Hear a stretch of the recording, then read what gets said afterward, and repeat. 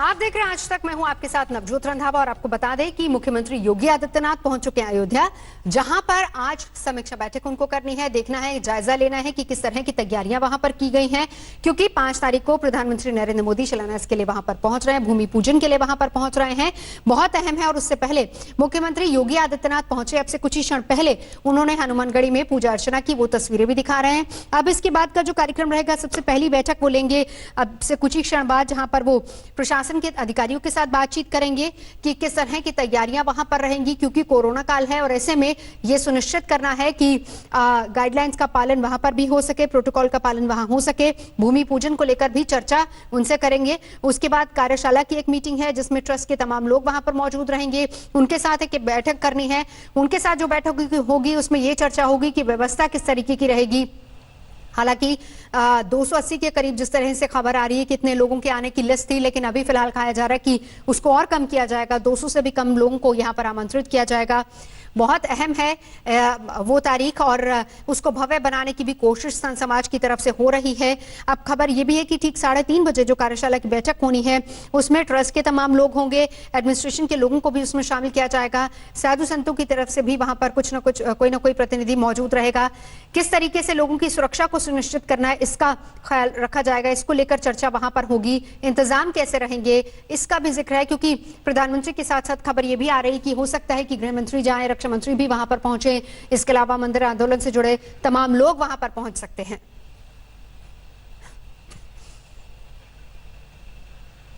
तो 2 तस्वीरें, हनुमानगढ़ी में पूजा अर्चना चल रही है और वो जैसे ही खत्म हुई उसके बाद मुख्यमंत्री योगी आदित्यनाथ आगे बढ़े और अब जो इंतजाम वहां पर किए गए हैं, तैयारियां किस तरह की हैं उसको लेकर अब पूरा पहले जायजा लेंगे, फिर अलग अलग मीटिंगों को भी वो संबोधित करेंगे, जिसमें खबरी आ रही कि सबसे पहले एडमिनिस्ट्रेशन के तमाम लोगों के साथ वो मीटिंग करेंगे और उसमें इस बात को लेकर चीजों को सुनिश्चित किया जाएगा कि क्या वाकई, क्योंकि कोरोना काल में बहुत ही सीमित लोगों को वहां पर आने का इजाजत होगी। अयोध्या के लोग खुद बहुत उत्साहित हैं, ऐसे में इस बात को भी सुनिश्चित करना होगा कि कोई भी अतिरिक्त या फिर ज्यादा लोग वहां पर ना पहुंचे और प्रोटोकॉल को ना तोड़ा जाए, क्योंकि कोरोना की गाइडलाइंस को भी लगातार फॉलो करना है। तो ये भी देखना होगा। इसको लेकर एडमिनिस्ट्रेशन के साथ पहली बैठक, कौन कौन कहां पर मौजूद रहेगा, किस तरीके से भूमि पूजन का पूरा कार्यक्रम संपन्न करवाया जाएगा, उसको लेकर चर्चा होगी। 3:30 बजे कार्यशाला की एक बैठक है, उसमें योगी आदित्यनाथ उसकी अध्यक्षता करेंगे। उसमें प्रशासन के तमाम लोग मौजूद रहेंगे, ट्रस्ट के लोग भी उसमें मौजूद रहेंगे, जो कि ये बताएंगे किस तरीके से भूमि पूजन का पूरा कार्यक्रम रखा गया है, कौन कौन कहां पर रहेगा, किस तरीके से लोगों के बैठने उठने की व्यवस्था है, आने जाने की पूरी व्यवस्था किस तरीके से की गई है, उसको लेकर चर्चा होगी। साधु संत भी उसमें शामिल होंगे और वो भी अपनी राय वहां पर रखेंगे। तो मुख्यमंत्री योगी आदित्यनाथ उस बैठक को 3:30 बजे संबोधित करेंगे। इस बीच उससे पहले ये देख लीजिए किस तरीके से इंतजामों का जायजा खुद पैदल चलकर एक एक जगह पर जाकर वो जायजा ले रहे हैं। कुमार अभिषेक हमारे साथ इस वक्त जुड़ चुके हैं। कुमार अभिषेक, हम तस्वीरें देख रहे हैं, हनुमानगढ़ी में दर्शन करने के बाद खुद मुख्यमंत्री योगी आदित्यनाथ अब अधिकारियों के साथ बैठक कर रहे हैं, उनके साथ बातचीत कर रहे हैं और जाकर एक एक जगह का जायजा वो खुद वहां पर ले रहे हैं। बिल्कुल नवजोत, खासकर वो इसीलिए आए हैं कि जो कार्यक्रम होना है 5 तारीख को राम जन्मभूमि परिसर में होना है, वहीं पर भूमि पूजन होना है। तो चूंकि खुद भी महंत रहे हैं, खुद भी महंत हैं, इसलिए इनको तमाम जो तकनीकी धार्मिक बारीकियां हैं उन्हें मालूम है कि अगर कोई अनुष्ठान होना है तो कैसे होना है। एक तरफ जो प्रशासन है वो तैयारियों में जुटा है, दूसरी तरफ मुख्यमंत्री के अपने इनपुट्स, अपने टिप्स हैं, क्योंकि वो खुद भी महंत हैं कि इतना बड़ा जब जो ये धार्मिक आयोजन है, कह सकते हैं कि जो वो राम जन्मभूमि का भूमि पूजन होना है, तो उसकी बारीकियों को बता भी रहे हैं, अपने टिप्स भी दे रहे हैं। लेकिन जो बड़ी समीक्षा बैठक है वो कार्यशाला में होनी है और 1 घंटे के बाद तकरीबन 3:30 बजे होगी। इसके अलावा चूंकि शहर में उत्साह है, साधु संतों में उत्साह है और सारे लोग उसका पार्ट बनना चाहते हैं, उसका हिस्सा बनना चाहते हैं, तो कैसे ज्यादा से ज्यादा तक लोगों तक ये कार्यक्रम पहुंच जाए, इसकी भी समीक्षा होगी। कहा यह जा रहा है कि कुछ जगहों पर बड़े बड़े LED स्क्रीन लगाए जा सकते हैं जहां पर कि लोग देख सकते हैं। हालांकि सोशल डिस्टेंसिंग का पूरा पालन करना होगा।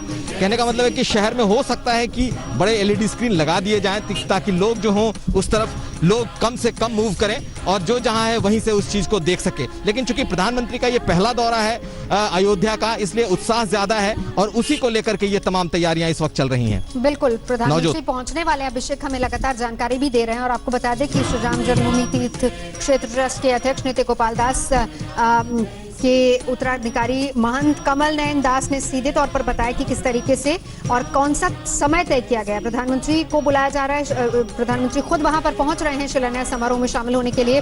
हिंदू कैलेंडर के हिसाब से समय और तारीख पूरी सुनिश्चित की गई 5 अगस्त और समय जो शुभ बताया जा रहा है वो है दोपहर 12:15 बजे का। भूमि पूजन के लिए वैदिक अनुष्ठान, भगवान गणेश को अर्पित किए जाने वाली विशेष पूजा से ही इसकी शुरुआत होगी और फिर इसके बाद आगे का पूरा कार्यक्रम रहेगा। और आपको ये बता दें कि 2 तस्वीरें जो हम आपको दिखा रहे हैं जिसमें खुद उत्तर प्रदेश के मुख्यमंत्री योगी आदित्यनाथ इस वक्त वहीं पर मौजूद हैं। पहले उन्होंने हनुमानगढ़ी में पूजा अर्चना की है। अब लोगों से और जो तमाम लोग इसके साथ जुड़े हुए हैं उनसे अब देखिए कैसे बाकायदा एक एक चीज को परख रहे हैं, बारीकी से तमाम चीजों को परखा जा रहा है। अभिषेक, अधिकारियों के साथ जो बैठक हो रही है बाकायदा एक एक चीज को वो परख रहे हैं, कौन कहां पर किस तरीके से होगा, यानी कि हर तैयारी को वो खुद पर्सनली देख रहे हैं।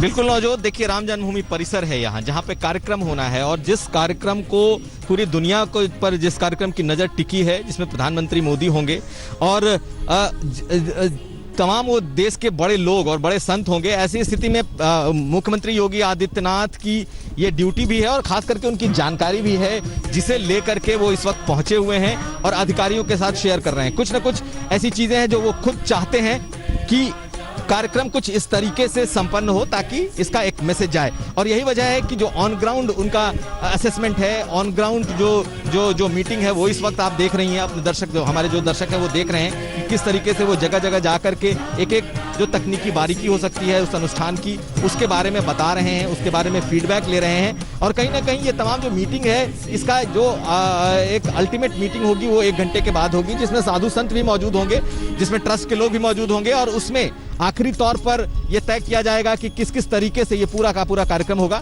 पूरे अयोध्या वासियों के लिए भी इस कार्यक्रम को देखने की व्यवस्था की जा रही है। हालांकि टीवी पर लोग देख सकेंगे इस कार्यक्रम को, उसकी व्यवस्था तो है ही, लेकिन चौक चौराहों पर लोग इसे देख सकें। हालांकि जो सोशल डिस्टेंसिंग है, चूंकि कोरोना काल है और उत्तर प्रदेश में भी कोरोना के ढेरों मामले आ चुके हैं, काफी ज्यादा तेजी से यहाँ भी बढ़ रहा है। ऐसी स्थिति में चूंकि प्रधानमंत्री आ रहे हैं और अयोध्या में लोगों की उत्सुकता है तो कहीं ऐसा न हो कि काफी ज्यादा भीड़ जुट जाए, बहुत ज्यादा साधु संत पहुंच जाएं। इसके लिए भी साधु लोगों को, साधु संतों को बुलाया गया अलग अलग मठों से और उनको भी कुछ हिदायतें दी जाएंगी, उनसे भी कुछ फीडबैक लिए जाएंगे और उनको भी बताया जाएगा कि आखिर इस कार्यक्रम में उन्हें किस तरीके से शामिल होना है या कहीं बाहर से देखना है या लोगों को किस तरीके से इसे देखना है। तो कुल मिलाकर या आज की जो मीटिंग है या आज की जो समीक्षा का इनका ये दौरा है ये बेहद अहम है क्योंकि प्रधानमंत्री मोदी 5 तारीख को मौजूद होंगे। तकरीबन 48 मिनट का वो मुहूर्त होगा 12:15 बजे के आसपास जब वो इसकी भूमि पूजन करेंगे। अभिषेक, साथ ही साथ ये भी बताइए क्योंकि कितने लोग वहां पर आएंगे, मौजूद रहेंगे, इसको लेकर भी अभी कुछ तय नहीं है। अब जाहिर सी बात है कि ये एक ऐसा मौका है, भले ही कोरोना काल यहाँ पर चल रहा है और कोशिश ये रहेगी कि ऐसे में सोशल डिस्टेंसिंग का पालन किया जाए और कोरोना के तमाम जो गाइडलाइंस है, प्रोटोकॉल्स है उनका पालन किया जाए, लेकिन ये मौका इतना ऐतिहासिक रहेगा कि हर कोई, चाहे वो मंदिर आंदोलन से जुड़ा हुआ हो, साधु संत हो या हर वो शख्स जिसकी आस्था यहाँ से जुड़ी हुई है, वो उस पल का गवाह बन सके।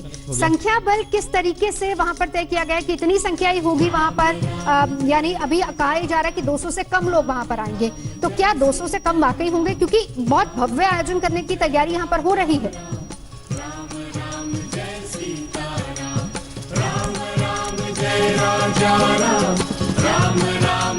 सीताराम, राम राम जय राजा राम, राम राम जय सीताराम, राम राम जय राजा राम। तस्वीरें देखिए, मुख्यमंत्री योगी आदित्यनाथ अधिकारियों के साथ बात कर रहे हैं, जान रहे हैं, समझ रहे हैं किस तरीके से 5 तारीख जो कि मुहूर्त का दिन है, तैयारियां कैसी होंगी, कौन कौन कहां पर बैठेगा, किस तरीके से बाकायदा LED स्क्रीन्स वहां पर लगाई जाएंगी, सुरक्षा के इंतजाम कैसे होंगे, कोरोना काल को देखते हुए ऐसे में किस तरीके से प्रोटोकॉल को फॉलो किया जाएगा, सोशल डिस्टेंसिंग को फॉलो किया जाएगा, क्योंकि तमाम लोग यहां पर पहुंच रहे हैं। प्रधानमंत्री के अलावा वो लोग जो कि मंदिर आंदोलन के साथ जुड़े हैं, साधु संत तमाम यहाँ पर पहुंच रहे हैं, सभी को न्योता दिया गया और इनविटेशन सबको भेजे भी जा चुके हैं और इस बात को पूरी तरह से सुनिश्चित कर लेना चाहते हैं मुख्यमंत्री योगी आदित्यनाथ कि वहां पर किसी भी तरह की कोई कमी न रह जाए।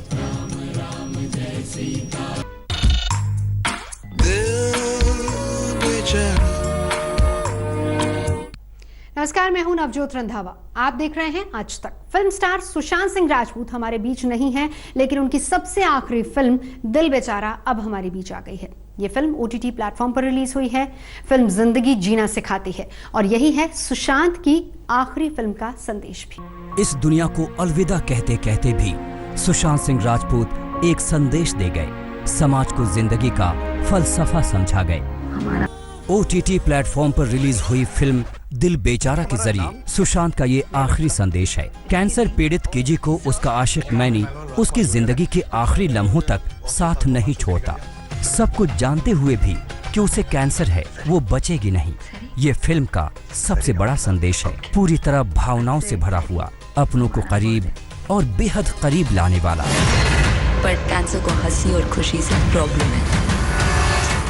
फिल्म रिलीज से पहले सुशांत की यादें कचोट रही हैं। फैंस गमगीन हैं। उनके दीवानों के ज़हन में पुरानी बातें, पुरानी यादें सैर कर रही हैं। एक था राजा, एक थी रानी, दोनों मर गए, खत्म कहानी। सही कहा सुशांत, एक था राजा जो अब हमारे बीच नहीं है। एक था राजा, एक थी रानी, दोनों मर गए, खत्म कहानी। लेकिन ये तो पक्की बात है कि उसकी कहानी अभी खत्म नहीं हुई। अभी भी वो जिंदा है, बड़े पर्दे पर अपने फैंस की यादों में। पर ये कहानी अधूरी है, इसे पूरा वो राजा और रानी करते हैं। बानों को फिर से आंसुओं के समंदर में धकेल दिया है। उनकी ये फिल्म देखकर आंखों में आंसू आ रहे हैं। तुम्हारा इस तरह से इग्नोर करना won't change my feelings for you.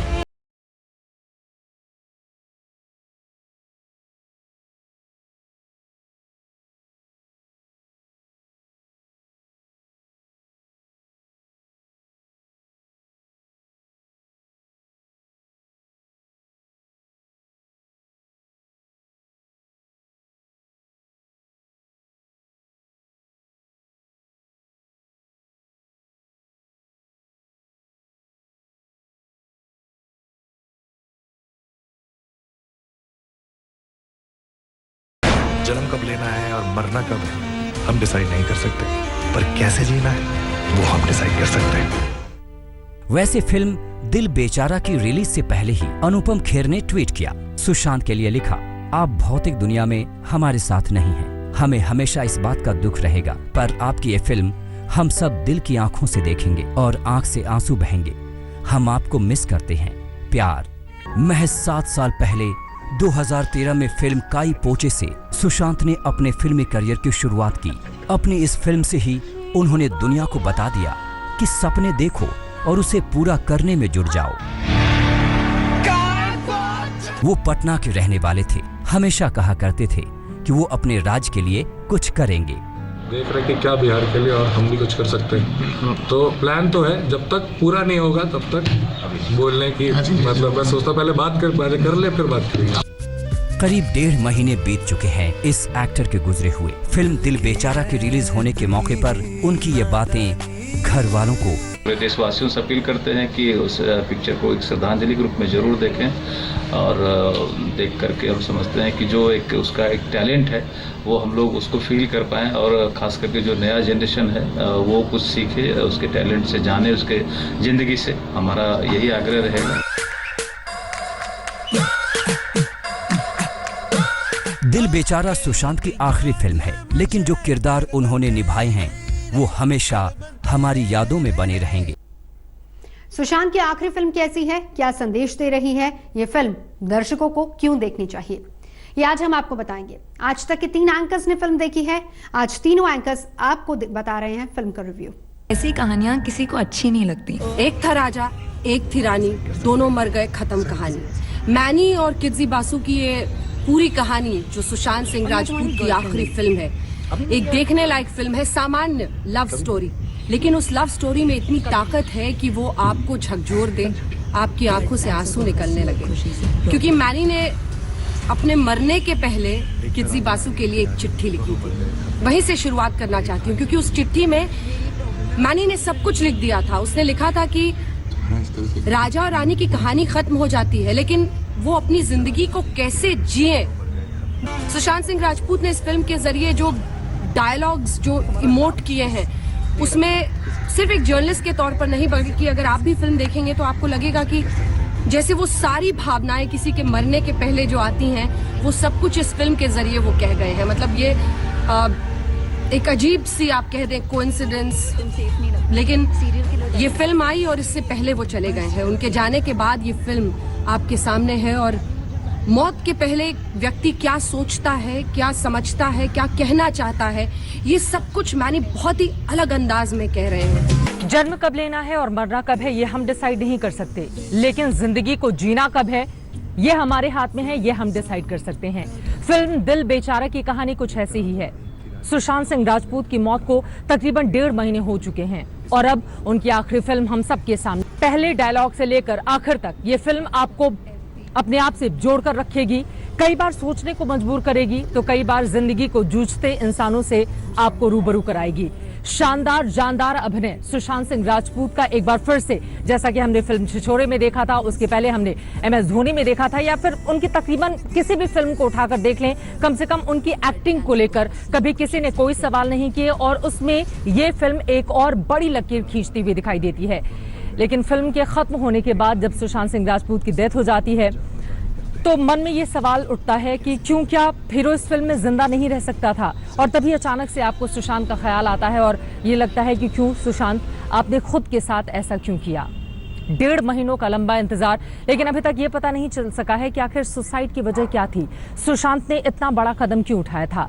लेकिन इस फिल्म को आप देखेंगे तो आप ये जरूर सोचेंगे कि किरदार असल जिंदगी में भले ही हमारे बीच नहीं रहा हो, लेकिन वो एक एक्टर के तौर पर हमारे और आपके आसपास ही है और हमें जिंदगी जीने की कला सिखाता है। कहते हैं कि फिल्में सिर्फ 3 वजह से चलती हैं, एंटरटेनमेंट, एंटरटेनमेंट और एंटरटेनमेंट। लेकिन जब आप सुशांत सिंह राजपूत की दिल बेचारा देखने के लिए बैठते हैं तो ना आपको सिनेमेटोग्राफी का ख्याल आता है, ना आपको स्क्रिप्ट का ख्याल आता है, ना आपको फिल्म के प्लॉट का ख्याल आता है, ना डायरेक्शन का ख्याल आता है, ना गानों का ख्याल आता है, ना डायलॉग्स का ख्याल आता है।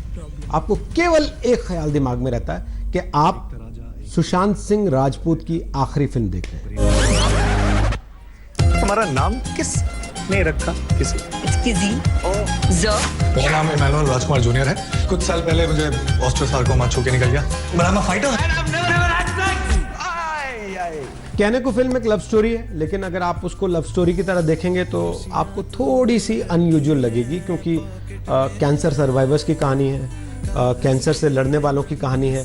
और जैसे फिल्म के शुरू में ही फिल्म की हीरोइन बताती है कि लाइफ में हमेशा हैप्पी एंडिंग नहीं होती, तो फिल्म की एंडिंग भी बॉलीवुड की ज़्यादातर फिल्मों की तरह हैप्पी एंडिंग नहीं है, जिसमें हीरो मर जाता है।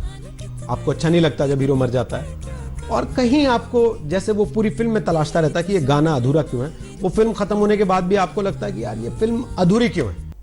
इस खास पेशकश में अभी के लिए इतना ही। देश और दुनिया की बाकी खबरों के लिए देखते रहिए आज तक। नमस्कार, मैं हूं अंजना ओम कश्यप। हमें उम्मीद है ये वीडियो आपको पसंद आया होगा। लेटेस्ट खबरों के लिए यूं ही देखते रहिए आज तक, और इस वीडियो के पसंद आने पर लाइक, शेयर एंड सब्सक्राइब करना ना भूलें।